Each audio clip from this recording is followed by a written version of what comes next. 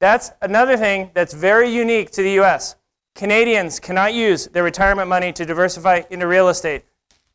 UK cannot do it. Hong Kong cannot do it. Singapore cannot do it. It's very unique. And that's why Dennis and I have worked together for 4 years. Going on 5. Yeah, going on 5 years now. To clarify, Dennis doesn't pay me if you work with him. He keeps reminding me. Yeah. I don't like vendor relationships where I introduce you someone that you could work with that gives me a kickback. I'm not comfortable with that. I feel like it would make me feel pressure to work with them if I didn't believe in their product. And so from the beginning, we've never had that relationship. I'm going to introduce you to the insurance guy tomorrow. He's the guy that I use. I want you to understand why I work with him, but I don't care if you use him or not. If you'd like to know who my personal accountant is, he lives in Utah. He used to work for the IRS as an auditor, and he took over a family third-generation accounting firm. He's amazing. He does my personal tax, and you're welcome to work with him if you would like. Does that make sense? So no one that I introduce you to pays me to be here. Dennis doesn't pay to be here, nor does he does happen to be the custodian for my Roth IRA. He is also the custodian for the Roth IRAs that my children have, that I've set up. That's the extent of the relationship from a kickback compensation standpoint. It's very, very important to me because I take a very high road when it comes to that. Okay? I've asked if he'd be willing to, like, spur of the moment, and I think I've convinced GK to give us a 30-minute, 30 years of knowledge distilled down to 30 minutes tomorrow of asset protection. It's impossible. So tomorrow afternoon, what I want to do and what I think we'll be able to work out is his company does these 3-day tax and asset protection trainings. They're midweek. They're all over the country every couple of months. I've been to them several times. We have a lot of clients that come to our events. It's a very serious. So those of you that we end up working with, we're going to get you free access to that event. Is that pretty cool? So that at any time when they have one of their events anywhere in the country, you can attend it for free as our guest because you're a client of us. And they are absolutely phenomenal. Now, those of you that work with Legacy, Anderson works with Legacy. They also work with GK's company. And so if you have that tax and asset class, I would almost say don't waste one of your classes taking it as part of Legacy, because if you work with me, I can get you into their event for free and you could take another class. Is that pretty cool? So who do we know from Legacy? Okay, my favorite classes are mobile home, obviously. The right way. I love mobile home. I love wholesale with Travis Howard. That's Malou's husband. Travis and Malou from Charlotte. Aaron is not Malou's husband. He couldn't control her. No one can. She is a Darth Vader and nothing else. Right? Well, it's funny because Malou grew up in India, and her family, it's the caste system. Her family is Brahmin. They're like the top dogs. And it's so funny because we had another Indian investor. And I'm like, Malou, he's like from the same part of India that you are. Like, you guys are like the same. And she's like, he's not Brahmin. I was like, whoa. It's like in Mexico if you're from Mexico City and then the rest of the country. Lo demás es monte culebra. Right? Another dicho. Alain doesn't know that because I've been teaching Alain about his Venezuelan history.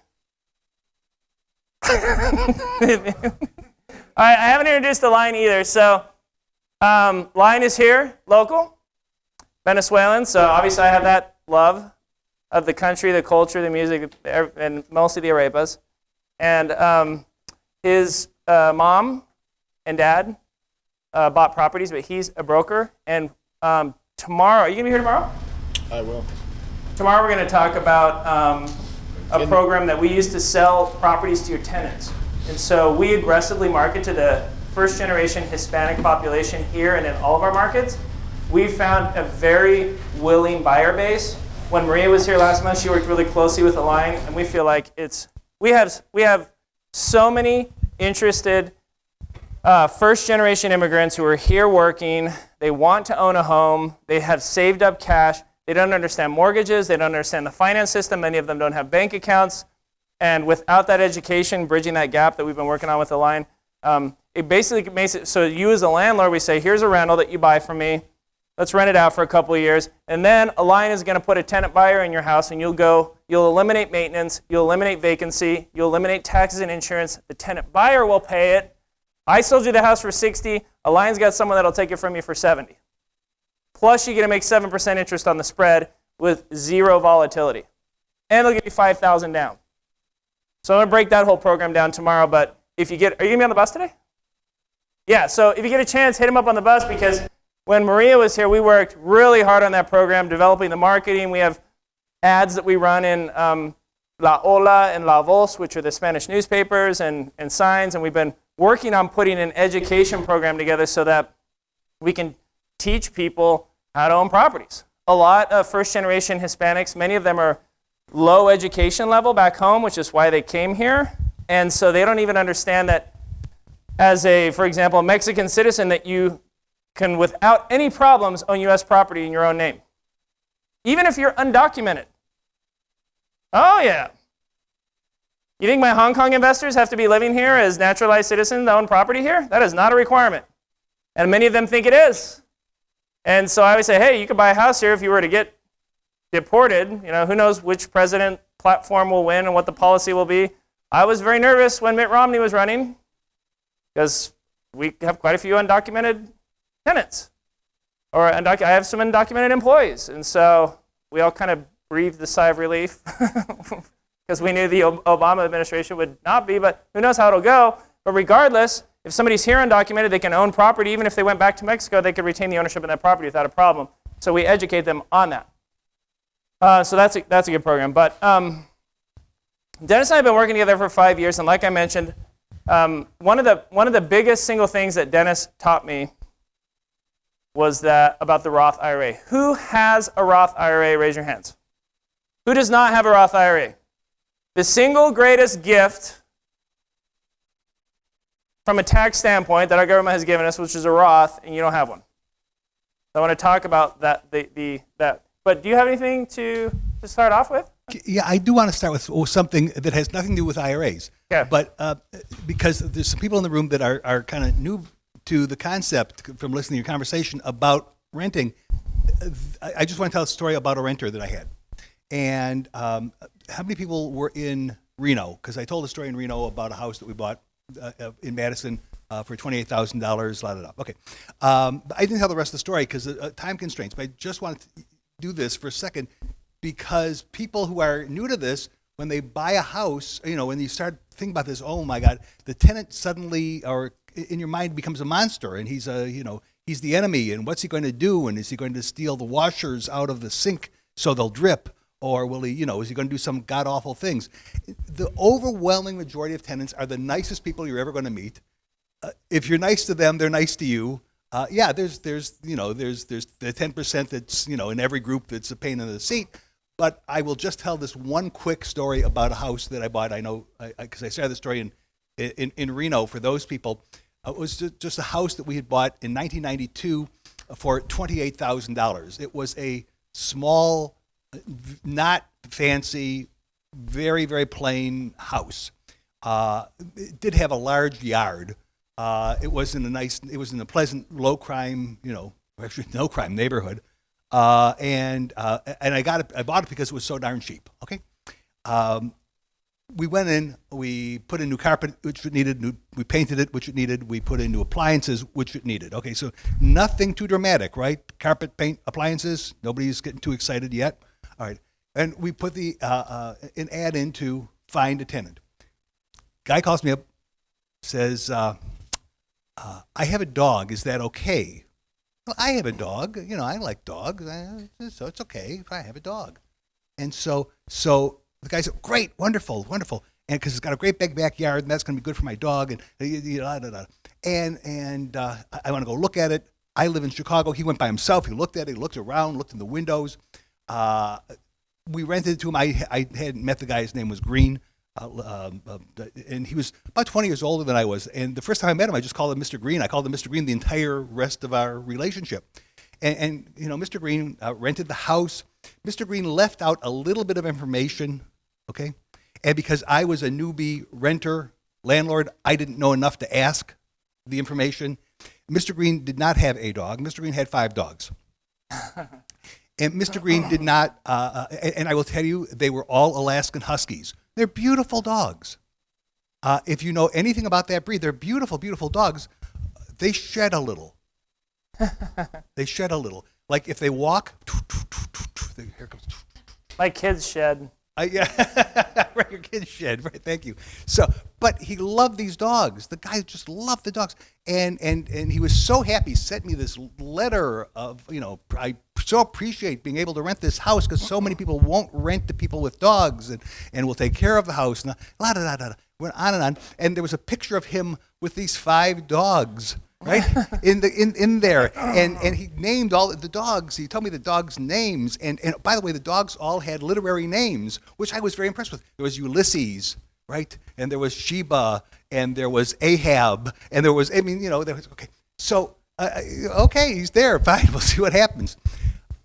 I will tell you that every Christmas, the guy would send me a gift and a picture of him with his dogs, and this long letter of how much he enjoyed the house, how much he appreciated being there. Most people won't rent to people with dogs, so on and so forth.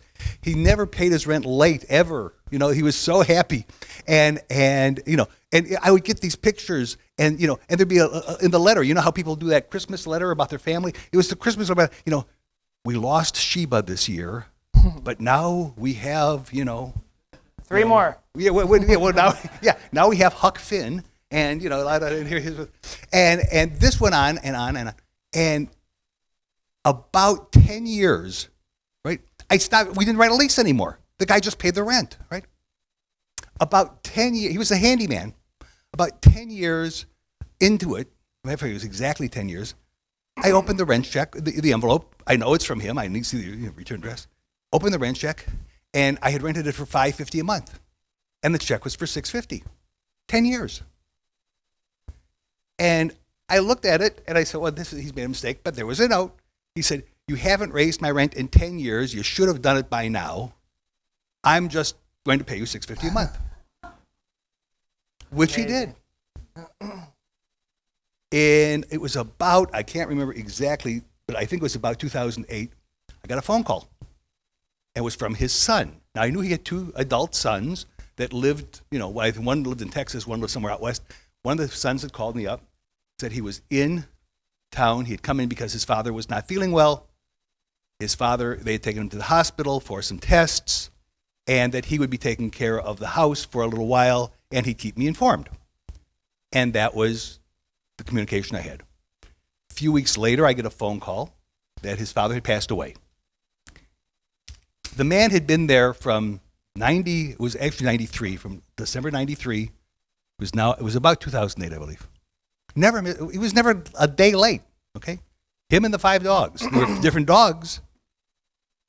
And the young man said, he was practically almost as old as I was, said, my father made me promise to put the house back, made us promise to put the house back the way it was when he rented it so that you could re-rent it. I said, okay, thank you. So about 3 days later, I drove up. I just wanted to see what had gone on. I had not been in the house in 20 years. Wow. Now, I went up and visited about once a year because I thought I should. I had no reason, but I went up, and I always called him, let him know I was coming, and he would meet me in front of the house, and I would just ask how things were, and he said, let's stay out here. You're wearing dark clothes, which meant their place was loaded with fur. and we would, talk, and everything was fine, and I would leave. And for the first time in 20 years, I walk into the house. And here was one of the sons up on a ladder, painting. The carpeting had been ripped up, was rolled up, was out in the back for somebody to pick up. All the furniture was gone. And he literally was putting the house back together. And when he finished, the house was 100% rentable. And that story, although sounds unique, is not unique. That's how Carolyn's house was. Re-rent, as is.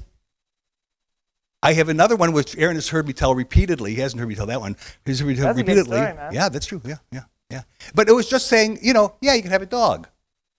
The tenant in the vast majority of cases, 10% of everybody is crazy and 10% of every group, Yeah, I don't like lawyers. Well, 10% are nuts. I don't like CPAs. I don't like 10% are nuts. 10% of tenants are nuts. But 90% are wonderful, wonderful people. And, they just want to be treated nicely, and you want to treat them nicely, and don't be tenant phobic. I mean, they're great people. The story that Aaron's heard me tell repeatedly is about the condominium in Chicago, which is not a great market to rent in. Aaron is 100% right, because the returns are not good. But a condominium in Chicago that we bought in 96, which had a tenant in it. When we bought it, he's still there. Bought it in 96. Had a tenant in it. When we bought it, he's still there. Pays every month on time. Yeah, if you get a tenant to stay for 3 years, they'll stay for 5. Yeah. So I met Dennis because one of the things that people don't understand. Raise your hand if you have a self-directed IRA. Okay, fail. Raise your hand if you have an IRA. Keep it up. They're all self-directed. Raise your hand if you have a 401k. Keep it up. They're all self-directed. When they passed the law in 1974, the idea was to let you take control of your money. Think about it. When you left your job, didn't you have the right to take it to Prudential or Fidelity or T. Rowe Price? That's just the self-direction. You have the right to self-direct it. You self-direct it from whoever was at your previous job with your 401k to whatever trustee you choose. And they spend a lot of money trying to get you to roll over or self-direct to them. Does that make sense from a K through 12 standpoint? A lot of you mistakenly think that self-directing is a new thing. Now, the difference from Dennis's IRA Club trustee and T. Rowe Price invests your money for you. Dennis, it sits in his custodial account, which is FDIC insured, until you decide where you're going to invest it.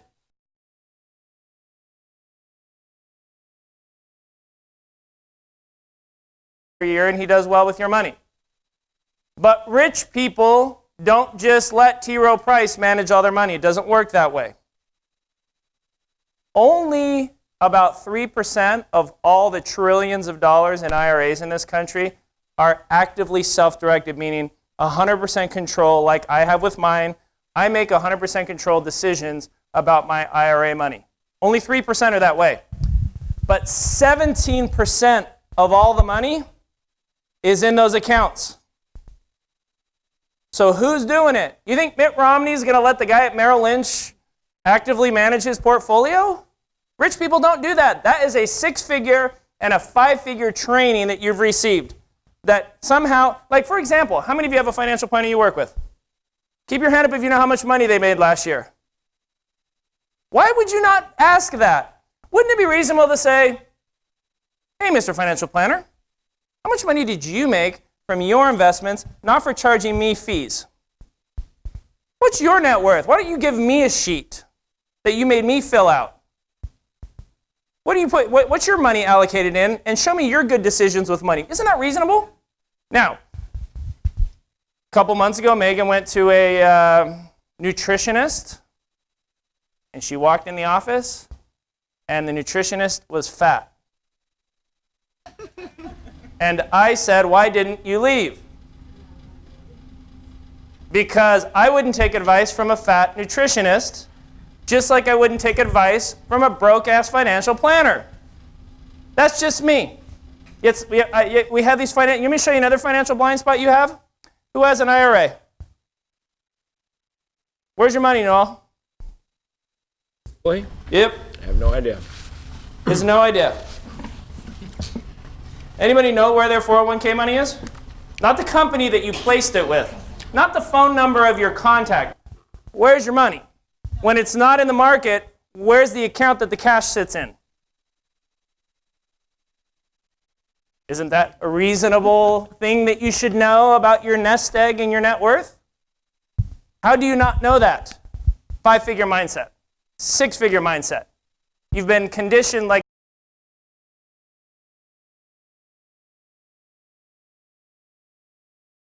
staggering because 8- and 9-figure investors don't do that. They don't let you manage, like Ray Dalio gets your $100 million because he's got a 30-year track record. Because you know what his net worth is. Does that make sense? Yet many of you utilize someone, you don't know what they make. They're fat nutritionists and they're telling you how to eat. Now I get, like, people get offended at that. I've had emails and text, well, Aaron, you don't know they could have like a thyroid issue. I'm like, so what? Then get out of that business, because that's bad marketing for yourself. People get sensitive about that. Whatever. Circle of love. We could be honest. You know what? We can split all the people down into really 3 groups. There are people who have IRAs, 401ks.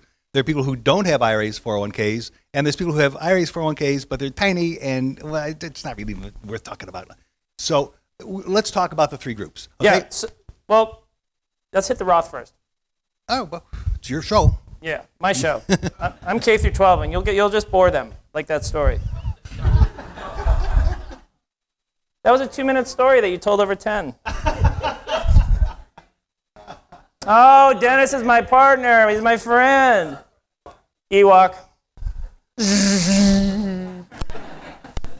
All right, Roth. Who's got a 529 plan for their kids? Stupid. What happens if your kid doesn't go to college? You pay the taxes on it. A Roth does everything a 529 plan does, but if your kid doesn't go to college, they still have it for retirement. They can still put $10,000 for their first home. They can still use that money for health care. I've never heard a good reason to have a 529 plan for your kids. Give them a Roth. Some people say, my kid doesn't make any money. Wrong. Pay him $5,000 a year. Did you not see a picture of my kids up here when you walked in the room? Marketing. I pay my kids $5,500 a year. Oh, that's ironic. That's the exact contribution that goes into their Roth. Does that make sense? Yes. Mm-hmm. Now, the big thing about the Roth versus the traditional is what? Your earnings grows tax-free earnings. Okay. So when you put $1 into your Roth, is it pre-tax or after tax? When you put $1, let's say I put $2 into my traditional, pre-tax or after tax? See how you don't know? Like, this is a basic. This is like 101. It's pre-tax, and then it grows tax-free in the traditional, and then when you take it out, what is it? Taxed. So it's tax deferred. Now, I was a student of history. Is there a historical precedence in this country where we've raised the tax rate? Hell yeah. Anybody know what the highest the tax rate's ever been for the highest bracket? DK? 92%. Yep. Fact. What is it right now? Yeah, 39.6. Yeah. Not counting state. So 40% plus, okay? So if I put my money in a traditional and it grows, is there the chance that the tax rate could go up and when I retire, I'm now on the hook? Well, what if the tax rate goes up to 60% and then I'm on the hook for 40% because I thought, well, I'm going to be in a lower tax bracket when I retire because this is my financial planner. When he was reading the script to me at Merrill Lynch, told me, okay? The beauty of the Roth is that you pay taxes first, one time. Is there a historical precedence in this country, Dennis, for the government to re-tax you on money you were already taxed on? Well, actually, I think what we're going for is there is no historical precedence for tax code being changed retroactively. It's always proactive. So, we can't go back and collect taxes. It's like driving down the freeway at 55 and it's okay, but then they change the speed limit to 45 and go back and ticket everybody who drove down the freeway yesterday. That doesn't happen. It's always proactive. Okay, so I find when I explain that to people, they don't still get the power of it. So I'm going to give you a really dumbed down example.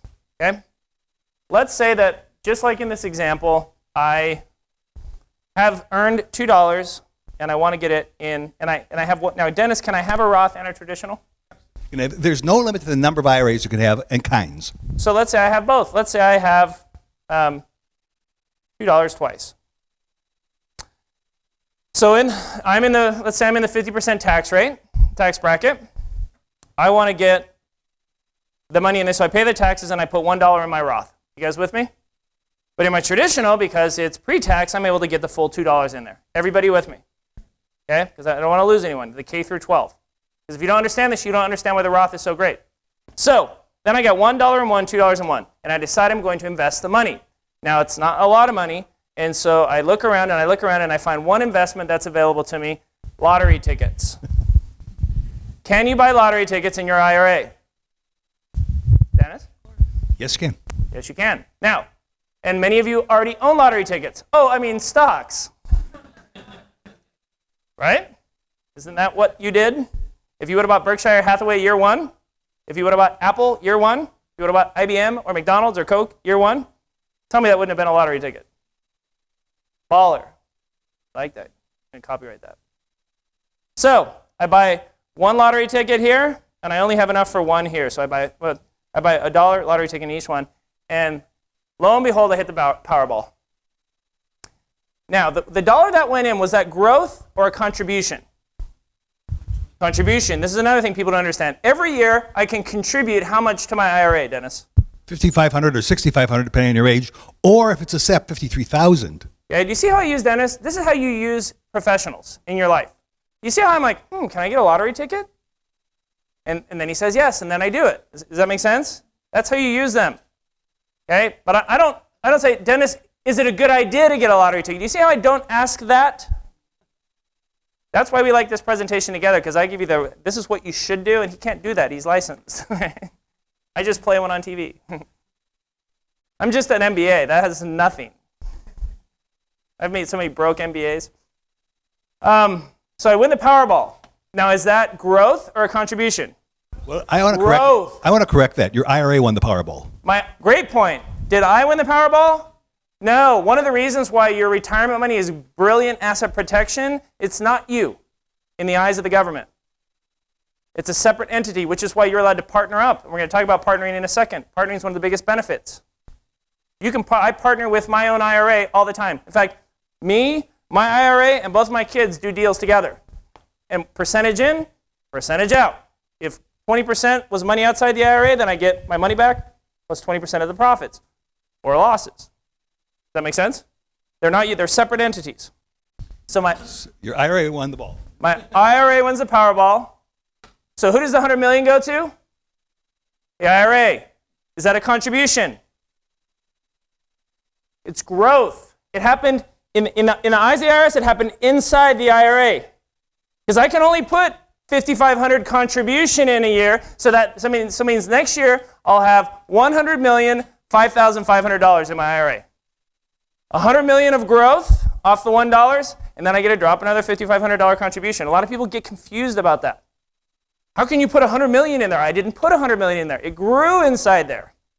Mitt Romney, with his self-directed IRA, bought founders. What are they called? Founder shares. Founder shares. What are founder shares, Dennis? Well, before we do the pre-IPO, we split up some shares with the founders, which are, way. I always jokingly refer to them as pre-IPO because they don't have a name, but that's what they are. Why would he use a Merrill Lynch guy when he could put founder shares in a self-directed IRA? Does that make sense? Okay? Because all the things that you have with a managed IRA, you can still do. You can still use the guy with Merrill Lynch. You can self-direct $100,000 to him. But you can also buy real estate. Dennis, why won't Merrill Lynch let you buy real estate? Well, again, it's an artificial restriction. And the word artificial is the right word because when the act was enacted in 1974, the IRA regulation simply says you can make investments for your future. There are very few restrictions, but very few. That's what the act says. However, it also does have a sub-note that says the qualified IRA company or institution is allowed to restrict which assets it accepts. So I can tell you the first companies to accept IRAs, become qualified, were banks. So if in 1974 you went and bought an IRA, you went to your local bank, and the only asset they had, they could sell you anything, but they didn't say you can invest in anything you want. They said you could invest in bank CDs.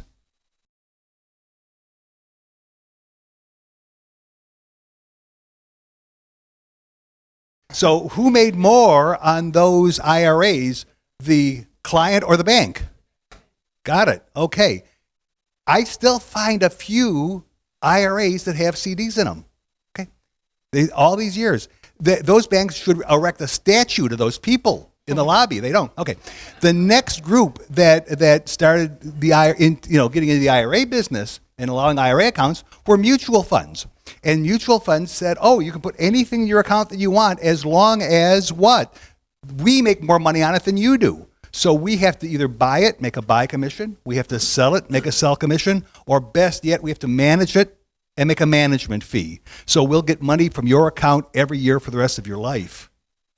And that right there, those two groups, banks and mutual funds and brokerage firms, that little triad, is 98% of IRA accounts. But as Aaron points out, 83% of the money, because if you just took, obviously a bunch of companies started up that were, said, hey, all we're going to do is we're going to offer IRAs in accordance with the regulation as written.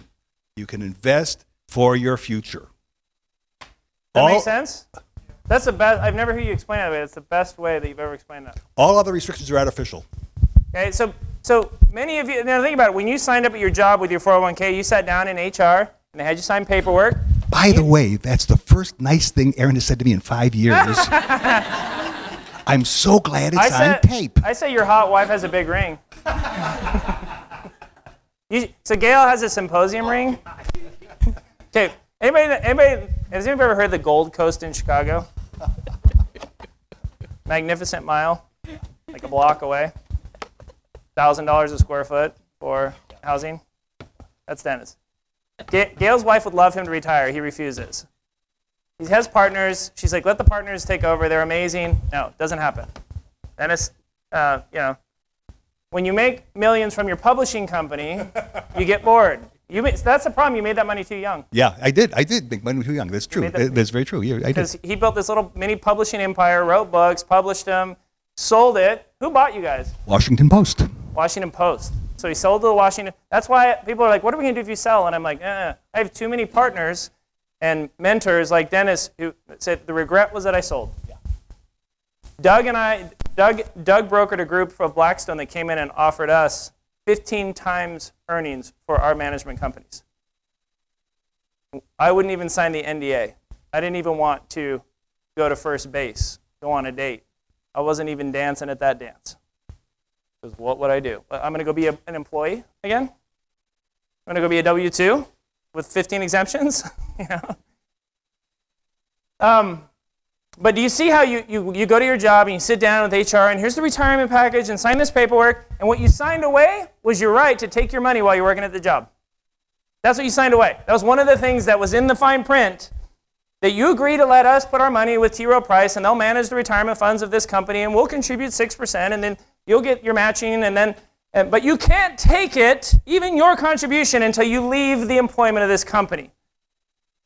So you have in your minds that self-directing it is this newfangled thing when you really self-directed it to stay at your current job. 90% of the time that's what you see, isn't it, Dennis? Just be specific, 98. 98. It's very specific. 98% of the 401ks at your current employer require that you leave it there until you leave employment. But you signed that. That was your decision. Does that make sense? And a lot of you just don't understand that. And they're all artificial restrictions. That's not what the reg says. Look, Merrill Lynch does not want to, as a custodian, because Dennis is a custodian. He has custodial accounts, just like Merrill Lynch. Okay? The difference is he doesn't actively invest your money. It sits there until you self-direct it somewhere. And as a custodian, just like they are a custodian, he's fine with you buying real estate. That's the newer trend, is there are more custodians out there who are comfortable with you investing in real estate because they realize there's an opportunity to make money.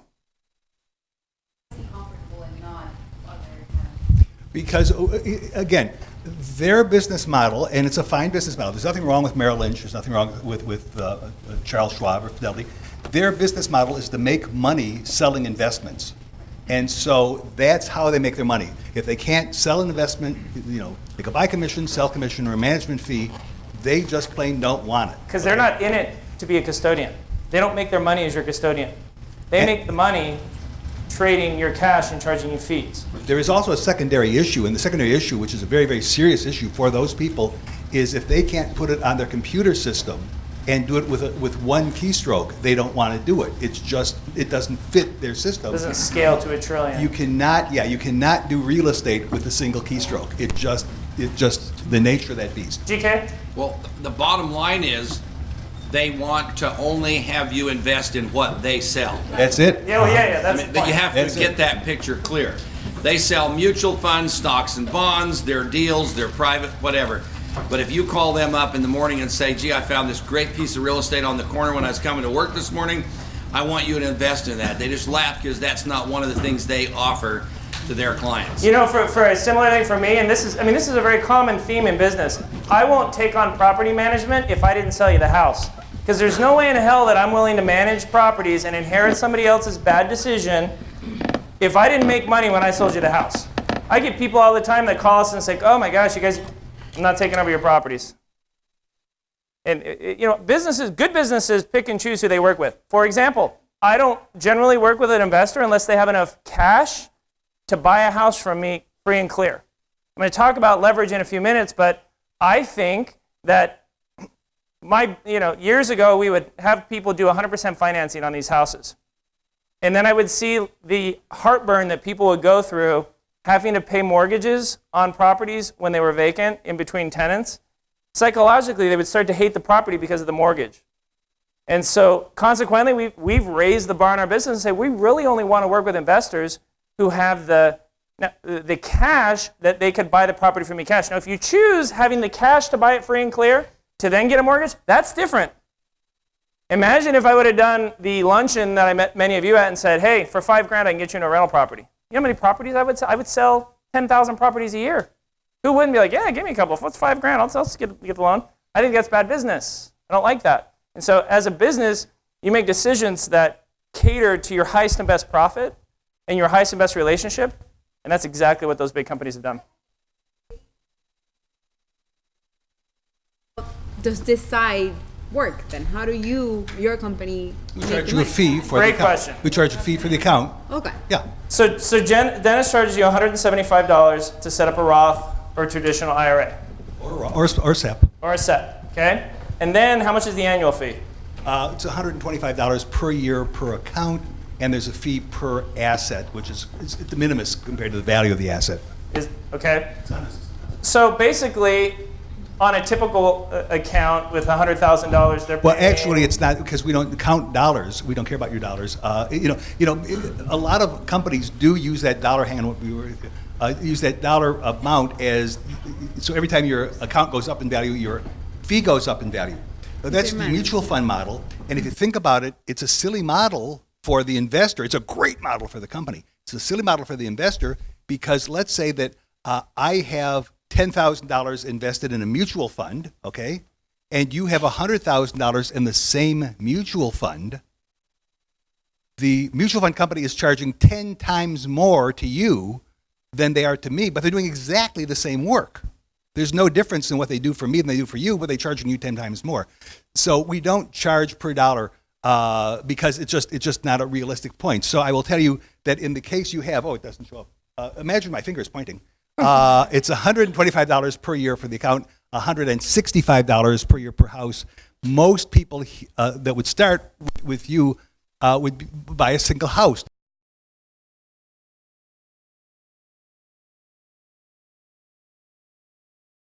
Then there'd be $125 a year fee, but that doesn't start for another year yet because that's in the opening fee. So you get 2 or 3. Plus $165. So $290 a year, starting in really the second year. It's all K through 12 it. You buy 2 or 3 houses. Dennis will set you up for a couple $100, and he'll make $300 to $500 a year off you from fees for being the trustee. Does that make sense? And Which is de minimis compared to the value of the tax savings right that you're getting. Yeah. Yeah. Does that make sense? Okay. So back to the example, real quick. Go ahead. Well, so for someone who didn't grow up in this whole field, Right. so why would I take out a Roth if I do have to pay taxes anyway? And you say your kids have a Roth, like why? What's the benefit of that? You know what happened? You didn't finish the story. Yeah, I gotta finish You the started example. the story, but you didn't finish it. So now you have $100 million from the lottery in your Roth, and you have $100 million in your traditional. Okay? And then I buy property and invest over the next 10 years, and I turn that into $1 billion in each account. And now I decide I want to retire. And I send Dennis an email and say, start sending me $100,000 a month for the rest of my life.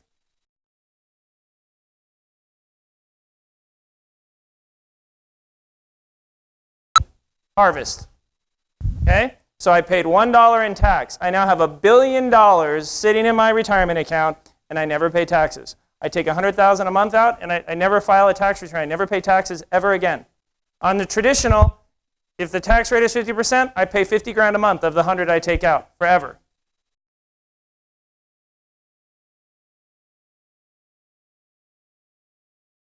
One of the single greatest gifts the federal government has ever offered to you, because you have a chance to pay on the seeds, not on the fruit.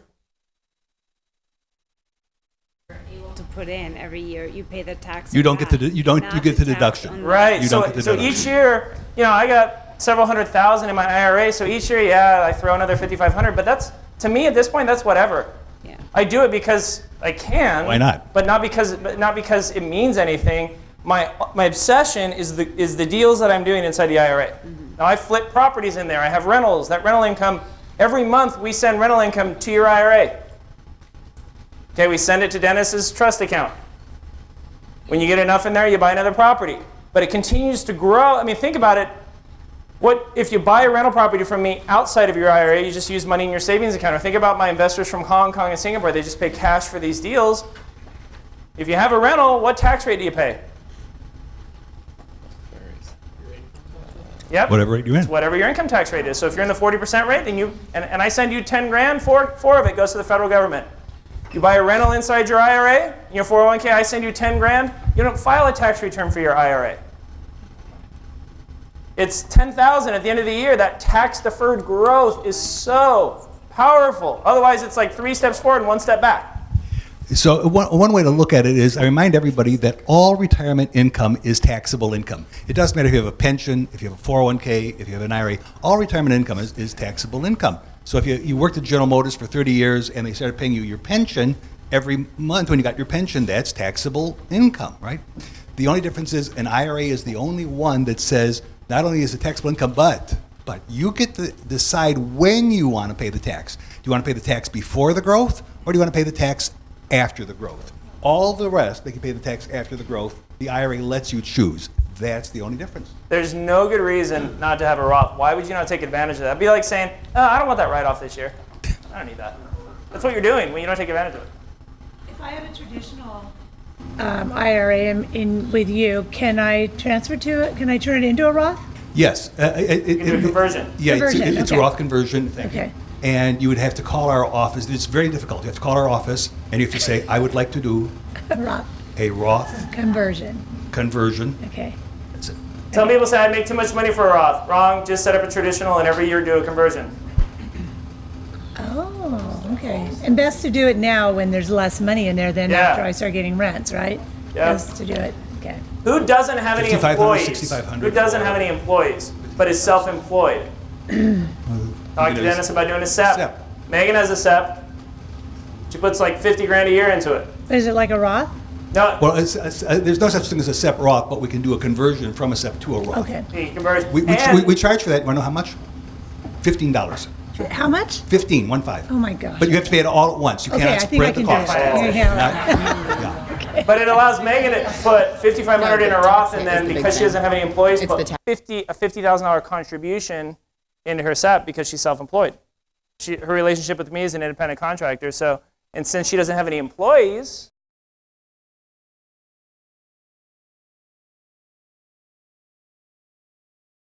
see, I'm just trying to, I'm trying to like create little light bulbs so that you can, as you meet, like Dennis will be doing appointments tonight.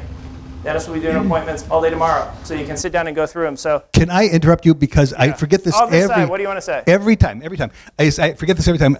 Aaron just said I'll be doing appointments tonight and some tomorrow, but mostly tonight. If you want to meet and open an account, I'm going to hand you, just write your name down so that I'll go and I'll get you and we'll start an account. If you want to just ask questions, I'll give you something else that you can fill out. Wait, let me do this, because sometimes you run out of time because you got to go back to Chicago. Yeah. Raise your hand if you would like to sit down to talk to Dennis about setting up an account for $175 to actually set up an account. I want to give let them sign up first, and then if you just want to sit down and chat with them, let those be second. So let's do like accounts tonight and then first thing tomorrow. So Very that good idea. Just Very good Q&A, idea. because I know 90% of the Q&A. If I don't know, I'll be like, I got to ask Dennis. Good question. But I could probably answer 90% of your questions. Hit me up today, tonight, tomorrow, so that those of you that are looking to really set up have Dennis's time first. Is that fair? Yeah. So are you going to just pick one or pass it on? Yes. Dollars or No, SEPs are tax deferred or like a traditional? Or pre-tax, yeah, traditional. Yeah. Yeah. And then you can convert to a Roth. Yeah. Yeah. But then you get hit obviously on the conversion. Right. Now, required minimum distribution, that counts on everything total, correct? Right. Required minimum distribution is on everything. Profit sharing plans, your IRA total, Roth total, the whole total retirement package you have. Wrong. Is. Wrong. Roth does not have required minimum distributions. Roth does not. Does not. No, 'cause It's- you already it's paid another taxes. thing. They don't care when you take it out. They've already collected exactly right. They've already collected the taxes. They don't care. And I'll just say this, and I say this, and it's silly. I even laugh at myself. That I always say it's a surprising number of people who are 72 years old who suddenly convert to a Roth. I guess it's surprising to me because why would you convert to a Roth at 72? It's because those people hate the required minimum distribution so much they'll do anything to get rid of it and just let the thing grow tax-free from then on in. So a lot of people at every age do Roth conversions for their reasons. Okay. A couple other things about partnering, because I want to have Megan down, because I want to get on the bus by 2. I want to have Megan come down. Like I mentioned earlier, you can partner with I'll go to the auction and I'll buy a house with just money that I have outside the IRA. And then I'll realize, holy crap, if I flip this house, I'm going to make 50% on my money. So then, guess who I let fund in the construction and partner with me on that deal? My IRA. So then my IRA wires $10,000 to the construction account at Alpine. And then I have Tommy, my son's IRA, wire $2,000 to be a partner. Because if it's a 60% deal, I want to spread that out. And it just has to be percentage in the deal, percentage out. You can't be like, oh, well, the money I have outside is going to be 99%, and my IRA is going to loan me the money at 0.5% per decade. You can't do that. Yeah, you can't hook it up that way, but you can partner. And so a lot of people say, oh, well, I only have like $1,000 from that job that I had at the mall 8 years ago. Doesn't matter, because you could put that $1,000 in with you on your next deal. I want to make a quick note that until you had become so conservative about who you were letting in the room, of people who could buy a house all up front. At one point, 1/3 of all the houses that were sold at Alpine were people partnering, in many cases partnering with themselves, because they had investable capital. Their IRA had investable capital, but not enough to make the transaction. Yeah. And so they partnered. And so we have many of those people who've now done a flip, made another contribution, done a flip, made another contribution, and now their IRA is grown, and it now is buying whole houses. But there is nobody in this room who has an IRA that's so small, or a 401k, that could not start the process. You actually said the best. 6 months ago, Dennis goes, guess what? All IRAs started at 0.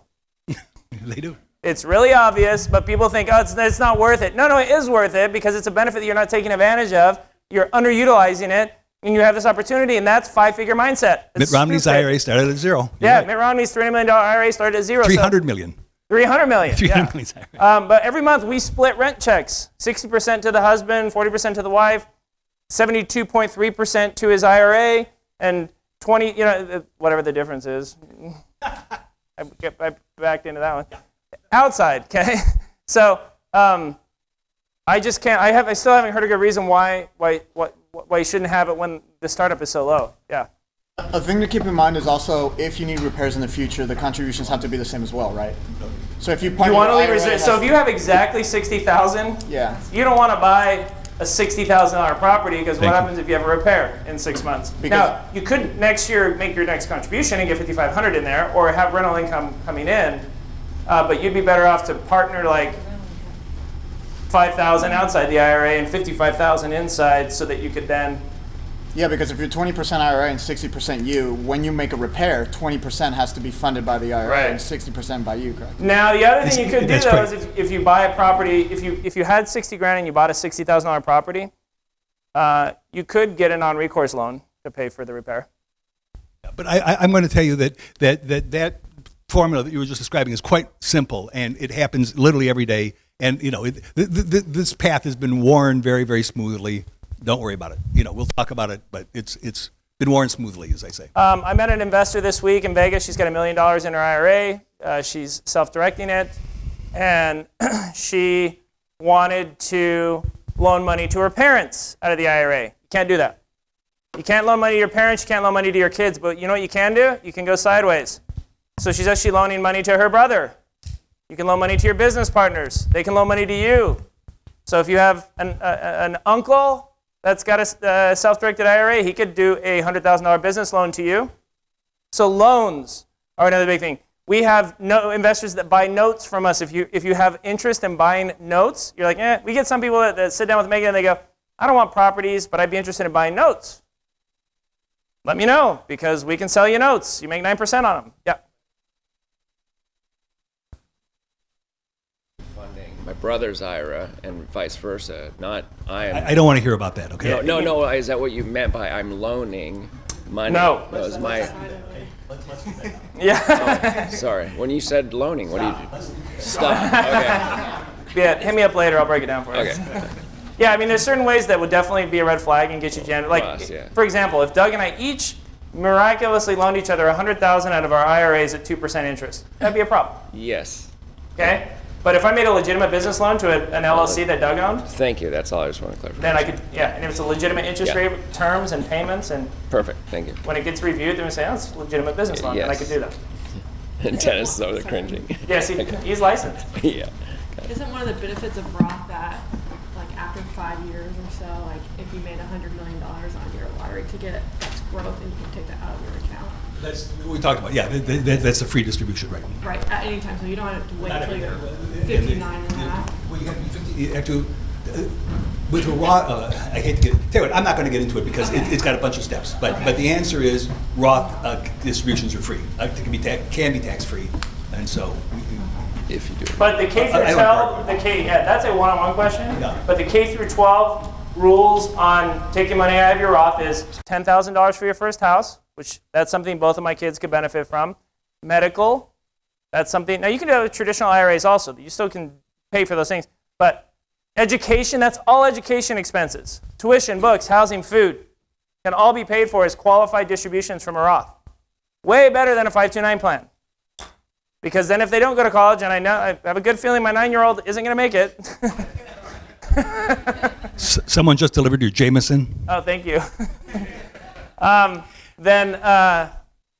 So those are all pre-retirement benefits that you get. Does that make sense? So I have health insurance with a really high deductible, and anything above and beyond that could be covered out of my Roth. Does that make sense? So I just don't understand why you wouldn't have one when you think about it from the standpoint of paying taxes upfront one time and then growing it. But you have to be actively involved in making returns. If you're going to leave it with 4% with your Merrill Lynch guy, then don't self-direct it. Just keep it where you have it. But if you have an appetite for more returns on your retirement money, double-digit returns, I think it's stupid to keep it the way that you have it. Can I just say something and wrap up? Because I know you've got a clock you're working on. And the on Roth conversion, you just said something about Roth conversion, which I wasn't going to say. But the arithmetic on Roth conversion is simple. The arithmetic is if you think your investments are going to grow at the rate of inflation, it doesn't matter if you do a Roth conversion or not, because it's all going to work out to be the same. If you think your investments are going to grow faster than inflation, then doing a Roth conversion makes sense.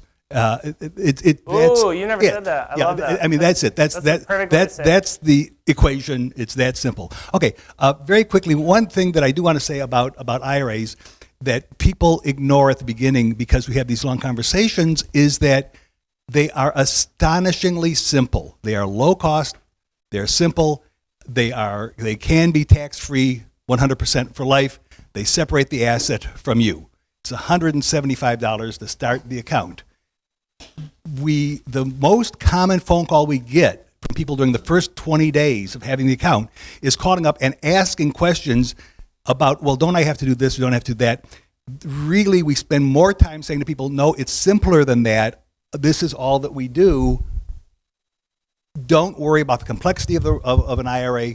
It's the simplest format. I know a lot of people are going to get themselves into some very, very complex plans. The more complex the plan, the less likely you are to carry it through. Nothing simpler than a IRA that starts for $175 that can be tax-free for life if you want it to be.